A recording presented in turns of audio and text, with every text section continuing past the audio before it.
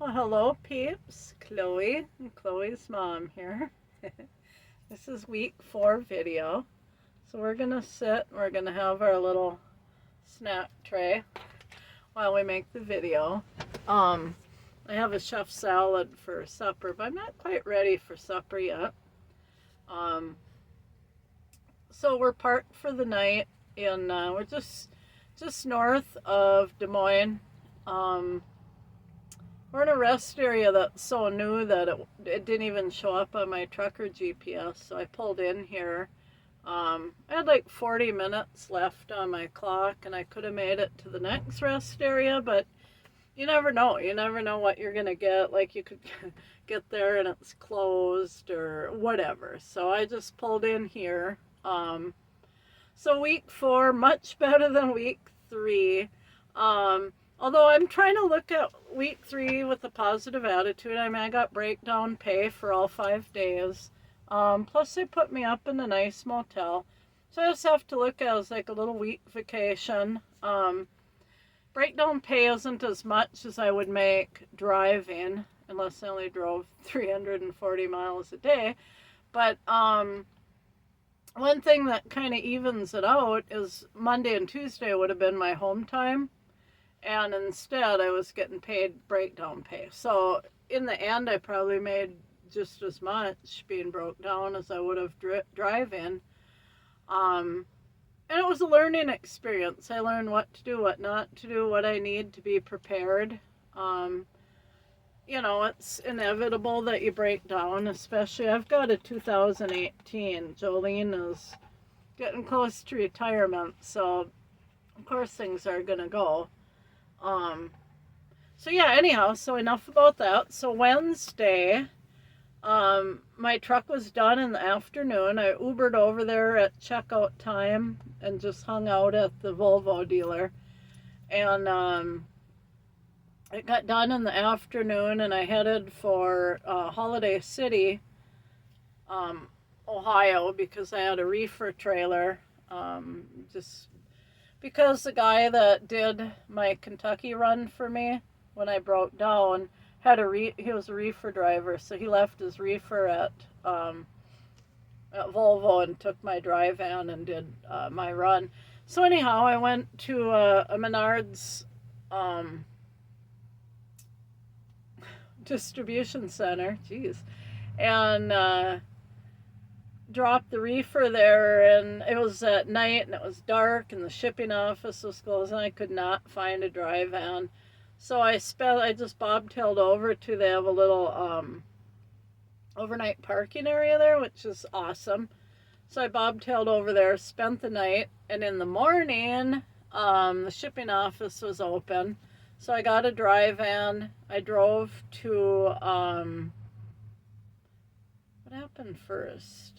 Oh yeah, then I drove to Defiance, Ohio, and to an insulation manufacturing place, like Owens Corning or something, I think it was. I gotta show you what I picked up. I picked some of these out of the parking lot. They're glass, and this is what they make the fiberglass insulation out of. And there's a laying all over in the parking lot, so I picked up a few for Dylan. So I picked up a load of insulation. It was so light. It was like 15,000 pounds of insulation, so it was like pulling an empty trailer. So I went to Greenville, Mississippi. So I made it as far as Anna. Cool name, Anna, Illinois, and stayed at a rest area. Then the next morning I made it down to Greenville, dropped the trailer load of insulation and picked up a load of ceiling tiles. It was a USG, and these ceiling tiles are bound for cloquet for the USG there. So I made it as far as Little Rock, Arkansas. Spent the night in a truck pullout. Left there in the dark this morning, and when the sun came up as I was heading north out of Little Rock, and then holy cow, going through the Ozarks. Wow. Wow, phenomenal. I mean, it was so gorgeous, just beautiful. It was a hard pull. Like at one point, I was going 35 miles an hour going up a hill, and then running the Jake brake all the way down the hills. And the holy cow, so beautiful. And you'd be on these really high bridges. Well, they're not over a road or railroad track or river. They're just over a hollow. Yeah, it was phenomenal. Just beautiful. Took about 2 hours to get through the mountains. Yeah, so then I made it up. My GPS got confused at one point. I don't know if I was like in a city or whatever. It was still in Arkansas, and I don't know, my GPS had a meltdown and had me going all over the place, and got that straightened out. Came up, and as I was getting close to Des Moines, my clock was running down. I'm like, oh, should I make it? So I stopped at a rest area. Well, first of all, I stopped at a Pilot and got fuel and took a shower today. Oh, it was so heavenly. It's weird because my whole life I've showered every single night. I've never missed a night, and it's just something I do. Now I'll go a few days, and I mean, I wash really good and stuff, but oh my God, it feels so good to shower. I'll never think of showering the same. That commercial with the herbal essence, it's just, oh yes, yeah, that's me in the shower. I mean, it feels that good to shower. Okay, so anyhow, yeah, and then when I got to just south of Des Moines, I pulled off and looked at the GPS just to make sure there wasn't any funny stuff like there was earlier. And it was pretty much 35 goes straight through. And there was, it was weird because my Google map showed a rest area right out of Des Moines, like 30 miles out. And my trucker GPS is telling me it's like 50 miles out of Des Moines. I'm like, or 60. I'm like, what the heck? Here it's brand new. So I think I have to update, because I think that was the problem earlier too, is the highway I was on is like newly reconstructed or whatever, and my GPS had no clue where I was, and it kept like trying to recalculate, and yeah, it was quite crazy. I ended up pulling off of an exit ramp and just Googling it and looking, because I had looked at it on the GPS the night before just to make sure there wasn't anything weird. It looked like a straight shot. But when I Googled it, it said to just stay on that road that had me going on and then off of and on and off. And so I stayed on that, and about 30 miles north of where I was, all of a sudden the GPS caught up, and it was like, oh yeah, you're on the right spot. And then going through Des Moines, usually it's like, okay, be in any of the 3 left lanes. Going through Des Moines, it's like, yeah, I got nothing, just, follow the signs. So yeah, that was a little crazy. But all in all, it's been a really good trip. So tonight or tomorrow morning, I could leave as early as I think like 4:30, but I'm not gonna. I'll probably leave at like 5:30 or 6, and get to Cloquet noonish. Drop this trailer, and then I'll have to call dispatch and see if they have a trailer for me to bring back to Superior, or maybe they'll want me to haul it empty, or maybe they'll want me to bobtail back. But so I'll be back in Superior tomorrow afternoon, and I'll probably spend the night in the truck at the terminal so I could do laundry. And I want to get this truck detailed. So I'll get it washed on the outside and detailed, because it's gotten kind of grungy lately. So yeah, that's all I have for you. Things are going so much better. I had rough spots. I was talking to a guy in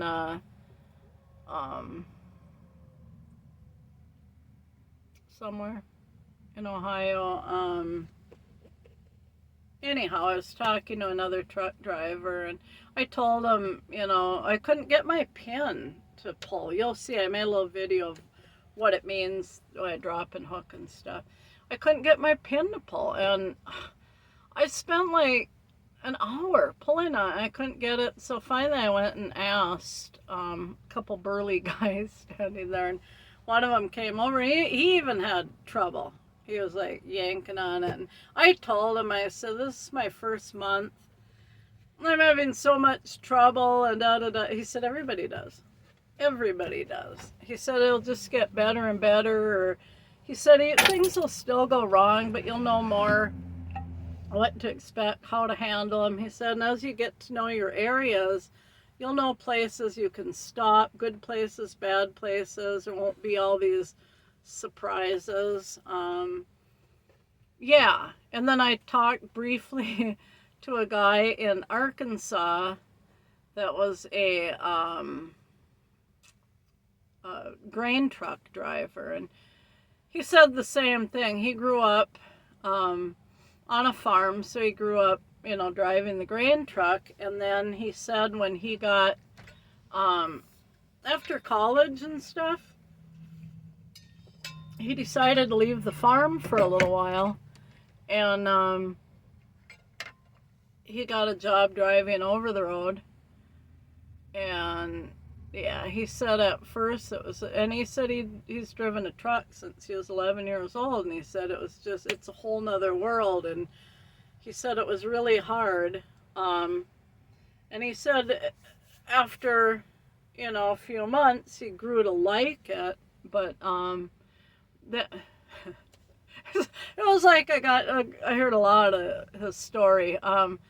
Part of the reason he had left is he had just broke up with his high school sweetheart, and he was all upset and just wanted to get away.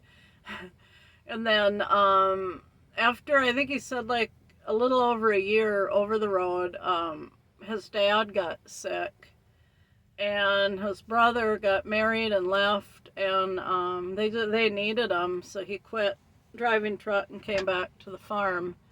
And but anyhow, he said the same thing. He said it's so hard when you first start out. He said don't give up.